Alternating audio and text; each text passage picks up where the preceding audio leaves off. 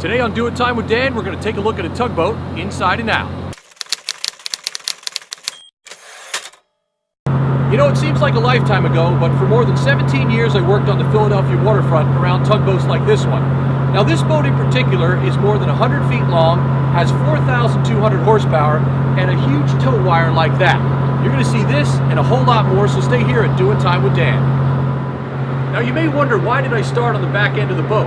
Well, the stern is where there's a lot of action on a tugboat, because a tugboat is all about pushing and pulling, and the pulling happens usually from this end.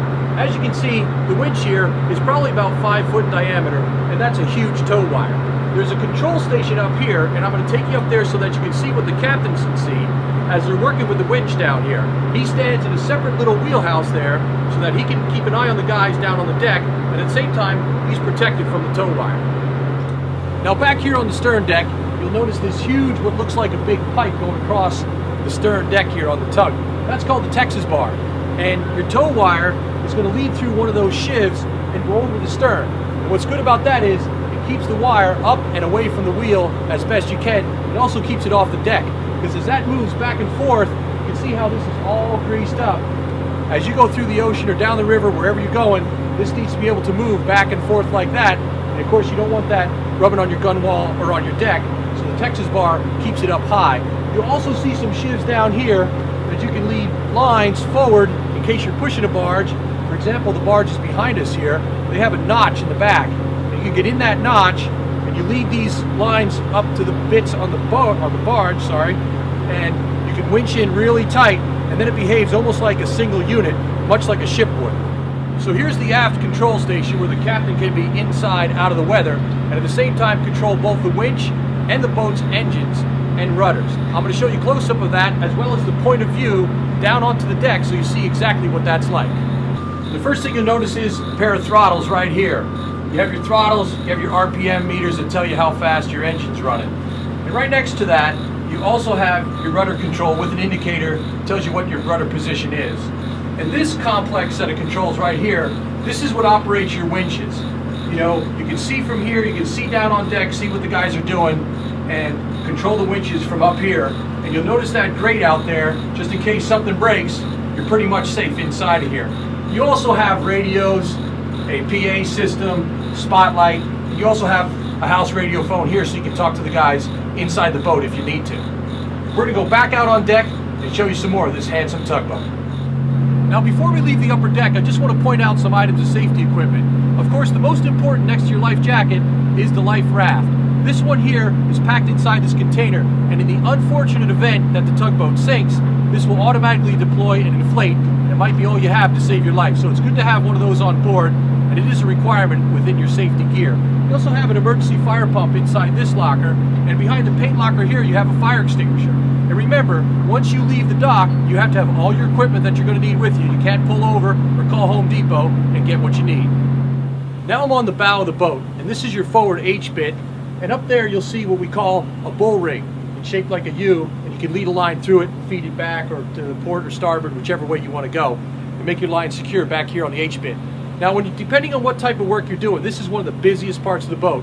If you're shifting barges or maybe docking a ship, you're going to have somebody out here, and they're really going to have to do a lot of work, catching lines, making them up, taking them off, back and forth as the day goes on.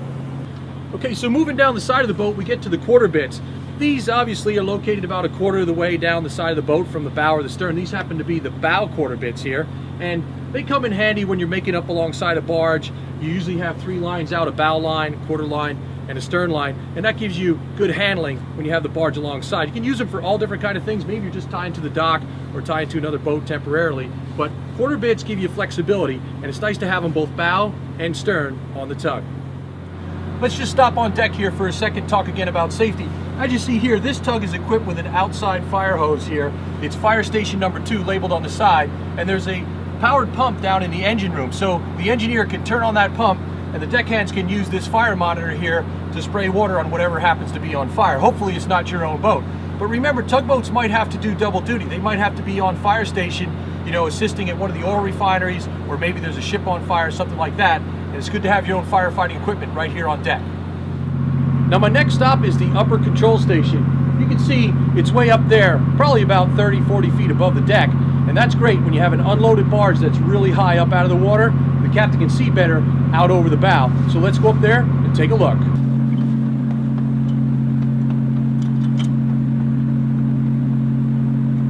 All right, so we're gonna peek through this little door and take a look at the upper control station.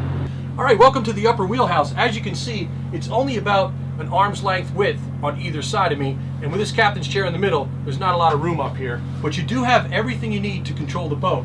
Of course, you have your rudder control here on the console, as well as your throttles, an old school compass, engine instrumentation, a pair of binoculars because you want to be able to see out there, unless of course it's foggy, in which case your chart plotter up here will come in very handy. You have a spotlight PA system in case you want to yell down to the guys on deck so they can hear you, get instructions for what you're doing, as well as your wind meters, your radios, emergency stop buttons here just in case something bad really happens, and all the other different things that you might need to run the boat are up here in the upper control station or upper wheelhouse, depending on what you want to call it.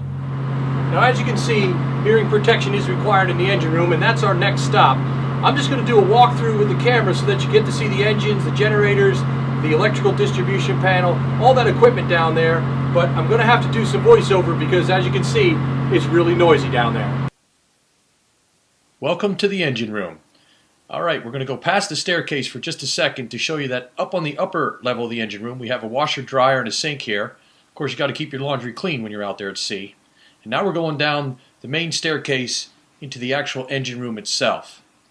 And this is where all the horsepower is made. Right here on the right, this yellow beast you see, that's a Caterpillar 3516 engine, makes about 2,100 horsepower. So that's quite a bit of horsepower that you'll find down here in the engine room. Now moving across to the other side, we're going to pass the electrical distribution panel from the generators, and here's the other engine, another Caterpillar 3516, as well as a workbench. Of course, you're always going to be fixing, cleaning, or doing something on that, so it's good to have a workbench. I'm just going to move down the side here. You'll get a look at the individual heads on this engine. You can see the fuel lines going in there, intake manifold, all of that. Notice that blue beast there. That's one of the air compressors. Of course, another fire extinguisher. And we're going to move to the left here and look at the gear. That's your reduction gear. Takes the speed of the engine, reduces it down to the shaft, which is connected to the propeller. All right, I'm going to keep moving along. And in the center, you see two generators here. These happen to be John Deere generators.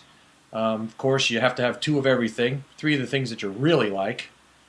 And over here, you have a separate power unit that operates your main towing winch. It's good to have that to run separately. And we're back to the other engine, reduction gear. Right there, you see that. Just take another quick look here forward at the engine. There is a control panel there on the side, which I did not do a close-up. Sorry about that. And another air compressor. Again, remember, two of everything and three of the things that you really like. Of course, tools and spare parts. We're going to take a look at the spare parts locker here in just a second as we move forward.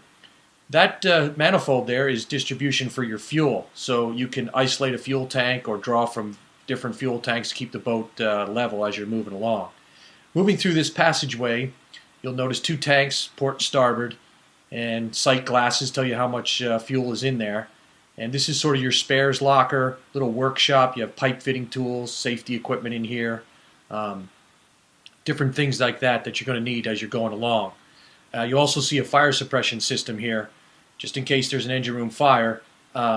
This is a halon system that'll just knock that fire out right away. Domestic hot water for your shower and things like that. All right, let's head back out on deck, and eventually we'll get to see the wheelhouse.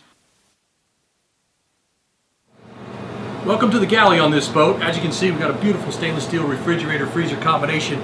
I'm going to do a little walkthrough, show you the stove, the sinks, everything that's in here, because remember, like I said, once you leave the dock, you have to take it all with you. Let's take a look at the galley, and then we'll check out a bunk room, and finally those wheelhouses.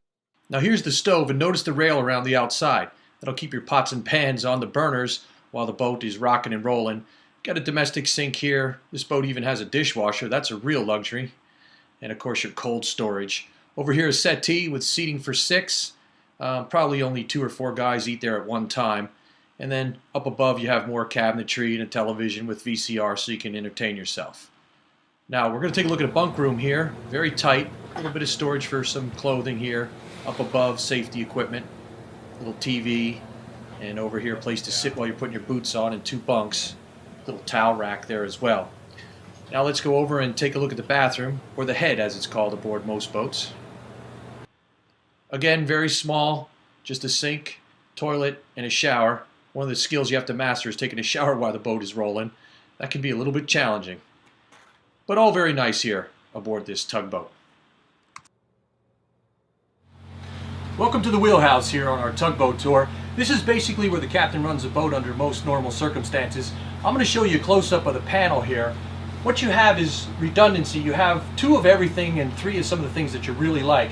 You know, from right to left or left to right, the stations are identical. You have your rudder control, your throttles, radios, radar controls.